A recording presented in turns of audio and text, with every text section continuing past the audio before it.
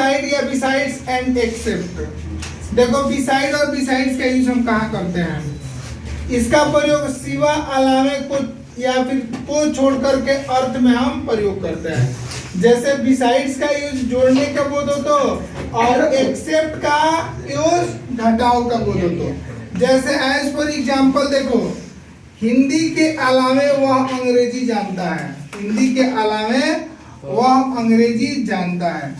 तो first of all सबसे पहले हम ये क्लियर कर लें कि बिसाइड कहाँ लगाएंगे और बिसाइड्स कहाँ लगाएंगे।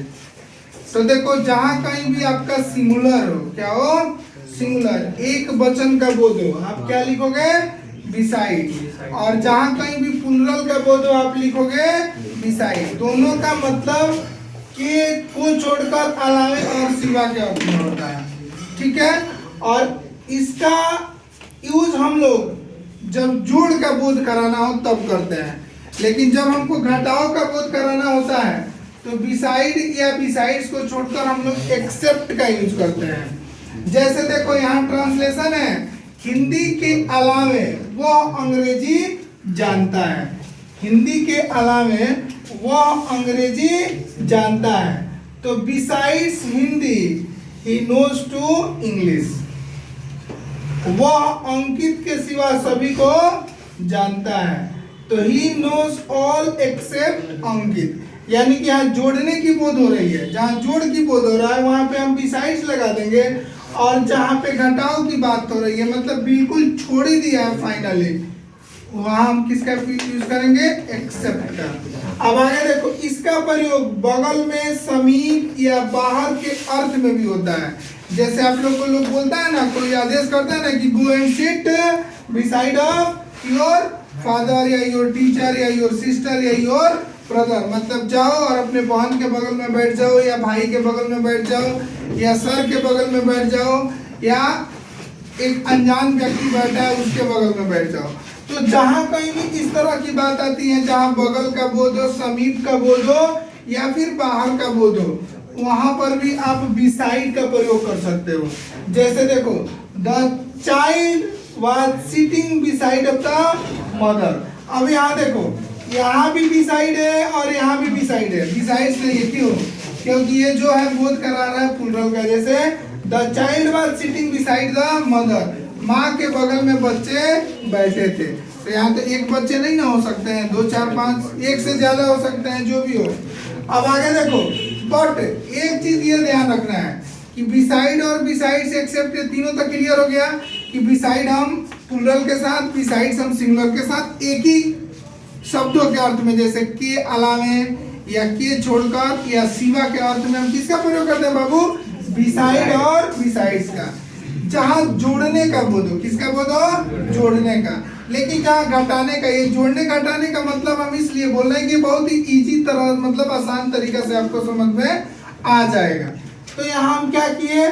एक्सेप्ट का यूज कर दिए। कब? जहां छोड़ने की बात हो रही है वहां। आगे देखो, बट जिस वाक्य में नो बॉडी नथिंग का प्रयोग होता है, यानी कि कोई कोई ऐसा भी ट्रांसलेशन है जहां बिसाइड और बिसाइड्स को यूज करने के पहले, एक्सेप्ट को यूज करने के पहले, अगर उस सेंटेंस में नो बॉडी या नथिंग का यूज हुआ हो, तो हम क्या करते हैं? उस वाक्य में बिसाइड्स तथा एक्सेप्ट का यूज बिना अंतर के कर देते हैं। या तो आप बिसाइड्स का यूज कर लो, या बिसाइड का यूज कर लो, या फिर आप एक्सेप्ट का यूज कर लो।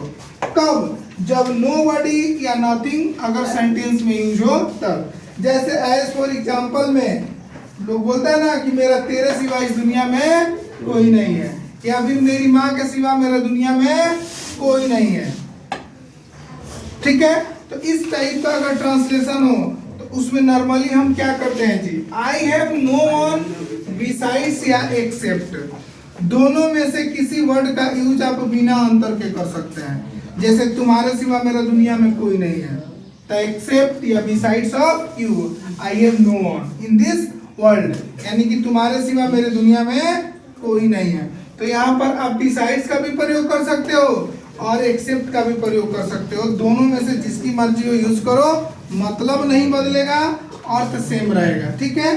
आगे देखो, अब यहाँ सिवा अलावे छोड़कर के अर्थ में हम लोग बिसाइड्स के अलावा बिसाइड्स के अलावा हम लोग अपार्ट फ्रॉम का भी प्रयोग कर सकते हैं।